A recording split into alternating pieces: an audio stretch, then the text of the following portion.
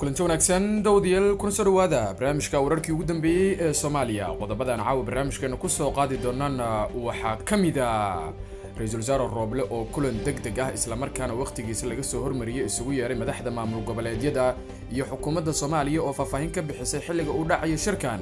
xildhibaanada galmudug oo taariikh cusub ka sameeyay doorashadii maanta ka dhacday Dhuusamareeb xilli dhammaan senatarada la doortay ay heleen codad gacantaaga maxay tahay sirta ka dambaysa tanaasulka doorashada aqalka sare Ra'iisul Wasaare Roble oo Nairobi kula kulmay wakiilada beesha caalamka ee Soomaaliya iyo dalab la xiriira taageerada doorashada oo uu hordhigay beesha caalamka haddaba miyaa la fasaxaya dhaqaalaha doorashada wararkeena kalena waxaa kamid ah midowga murashaxiinta oo weerar culus ku qaaday madaxweyne Farmaajo isla markaana ku eedeysay in uu musuqay doorashooyinka aqalka sare ee wali ka soconaya dalka daahir geelle oo afka furtay ayaan idiin soo gudbin doonaa iyo madaxweynaha Turkiga oo ku dhawaaqay tallaabo ka careysiisay Mareykanka kadib markii Erdogan uu shaaciyay in uu la kulmayo hogaamiyaal ka tirsan Taliban qodobadaas ayaan ku faahfaahin doonaa barnaamijka insha Allah waana habeen Khamiisa 12 bisha 8 Agoosto sanadka 2021 barnaamijkan wararka Soomaaliya waa mid aan ku soo gudbino dhammaan dhacdooyinka dalka hadaba daawada ka qayb qaado dib u dhiska dalka inagoo ka dheeraanina wax walba oo dib inoo celin kara waad ku mahadsantihiin inaad taasna la fahantaan fadlan la faafiyo wararka oo gaarsiiyay saaxiibadeena idinka oo ku share gareynaya baraha bulshada mahadsanidin aynu ku bilowno wararkeena Ra'iisul Wasaaraha Soomaaliya Mudane Maxamed Xuseen Roble oo isagu ku sugan dalkaasi Kenya gaar ahaan magaalada Nairobi ayaa waxa uu shir isugu yeeray madaxda maamul goboleedyada dalka xukuumadda Soomaaliya gaar ahaan waaxda warfaafinta ee xukuumadda ayaa sheegtay in Ra'iisul Wasaare Roble isbuuca ee soo aadan uu markaasi magaalada Muqdisho dib ugu soo laaban doono isla markaana uu kulan wada tashi la qaadan doono madaxda golaha wada tashiga qaran Ra'iisul Wasaaraha ayaa kala hadli doona madaxda maamul goboleedyada dalka arrimo la xiriira doorashooyinka iyo waliba sidoo kale sidii loo sii gudagali lahaa doorashada xildhibaanada aqalka hoose maadaama haatan ay bilow yihiin isla markaana maamul goboleedyada intooda ugu badan ay bilaabeen qabashada doorashada aqalka sare ee baarlamaanka federaalka ah ee Soomaaliya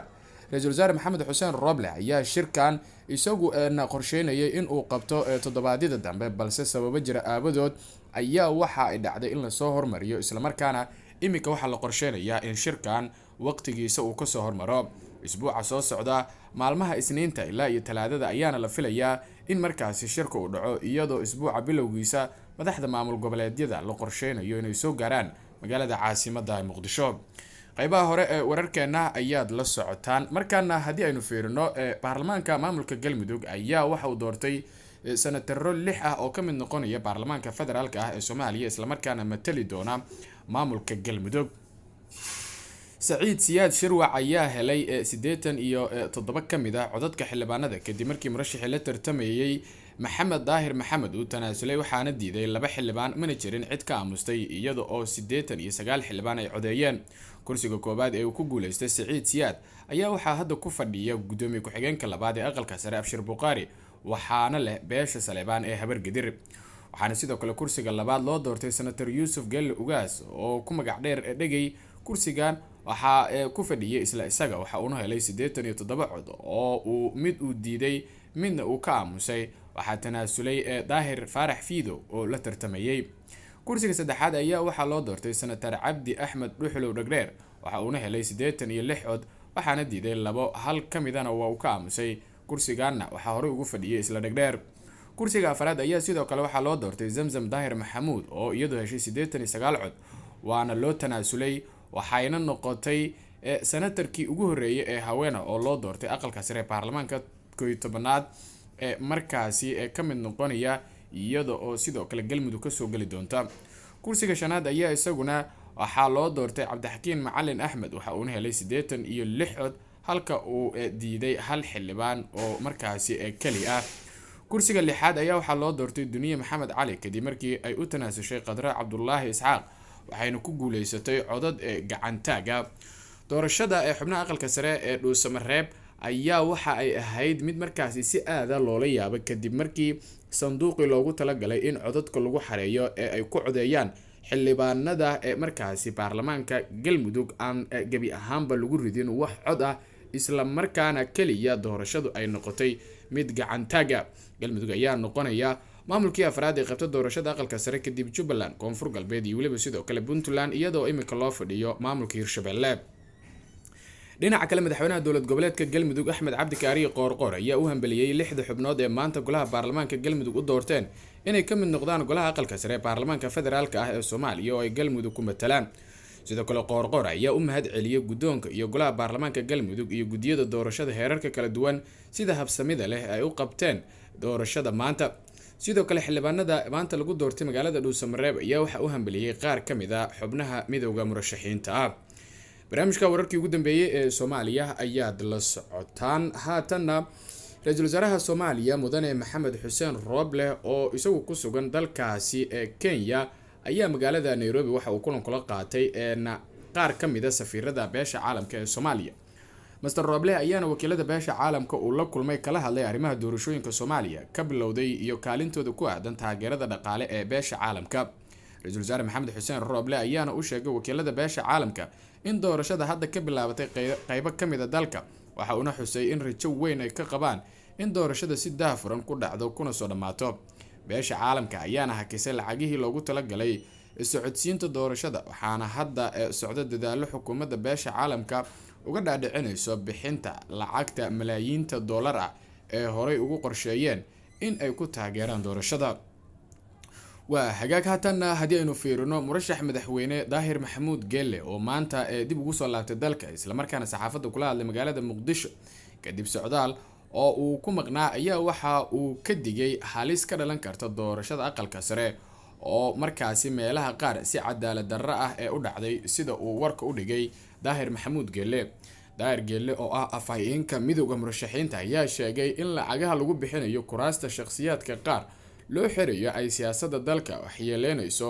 iyada oo maamul goboleedyada ay noqonayaan kuwo markaasi wax aamin ah aan lagu qabi karin sida uu hadalka u dhigay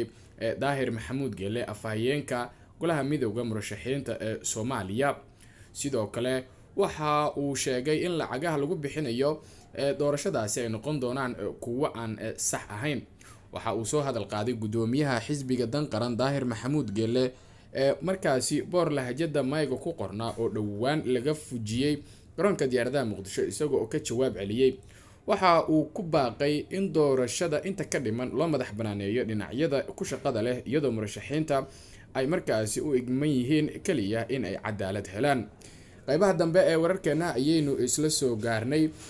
ugu dambeyntii haddii aynu fiirino madaxweynaha dalka Turkiga Recep Tayyip Erdogan ayaa soo saaray war si weyn uga careysiiyay Mareykanka. Mr. Erdogan ayaa sheegay in uu la kulmi karo hogaamiyaha kooxda Taliban si uu uga gacan geysto xaqiijinta nabadda Afghanistan. dagaalyahanada Taliban ayaa wax ka yar 7 gudihiisa qabsaday 4 meelood kala bar waa 4 meelood meel caasimad goboleedyada dalkaasi. Turkiga ayaa waxa Afghanistan ka jooga ciidamo ka qayb ah NATO waxayna yaboohday inay xaqiijiso amniga garoonka diyaaradaha Kabul marka ciidamada Mareykanka ay ka baxaan dhamaadka bishan. wadahadallo ayaa u socda saraakiisha Turkishka iyo Mareykanka, waxaana Turkiga ay sheegtay in ay sugi doonto amniga garoonka haddii shuruudaha diblomaasiyadeed, maaliyadeed iyo sahay laga soo baxo. dhacdooyinkii ugu dambeeyay iyo xaaladda shacabka Afghanistan runtii waa kuwo aad looga naxo, ayuu Erdogan ku yiri waraysi uu siiyay telefishinka CNN Turkey. waxaa xitaa laga yaabaa inaan soo dhaweeyo qofka hogaamiya, ayuu yiri Erdogan kadib markii uu ka hadlay dadaalada ay wadaan saraakiisha Turkishka ee wadahadallada lagula yeelanayo Taliban. Mr. Erdogan ayaa bishii tagtay sheegay in Turkiga ay wadahadallo la yeelan doonto Taliban, taasi oo qayb ka ah hanaanka nabadda. sababtu waxay tahay haddii aynan xaaladan u xakameyn si heer sare ah, suurtagal ma noqon doonto inaan xaqiijino nabadda Afghanistan xilligan, ayuu yiri. walaaca hadda taagan ee Erdogan ayaa ah cabsida shacabka Turkiga ay ka qabaan shacabka ka soo qaxaya Afghanistan xilli Taliban ay dhul badan qabsanayso. Turkiga ayaa waxa ay hadda martigelisaa 3.6 milyan oo qaxooti Suuriyan ah, waxaana xilli dhaqaalaha Turkiga uu si xumaanayo sare u kacaya carada ka dhanka ah iyada oo mucaaradkuna ay ku baaqayaan in dalkooda ku laabtaan. Mr. Erdogan ayaa ugu dambeyntii sheegay in Turkiga ay xaaladda xakameysay iyada oo derbi ka dhistay xuduudaha bari iyo koonfureed ee markaasi dalkaasi. guud ahaan barnaamijkeenii wararkii ugu dambeeyey ee Soomaaliya oo aad kala socoteen channelkan Warqad TV intaas ayaan caawa kusoo gabagabeynaynaa barnaamijkan mid lamid ah inta aynu mar kale dib ugu kulmi doono waxaan idinkaga tegaynaa dhamaanteen isku duuban sidaas iyo nabadgelyo.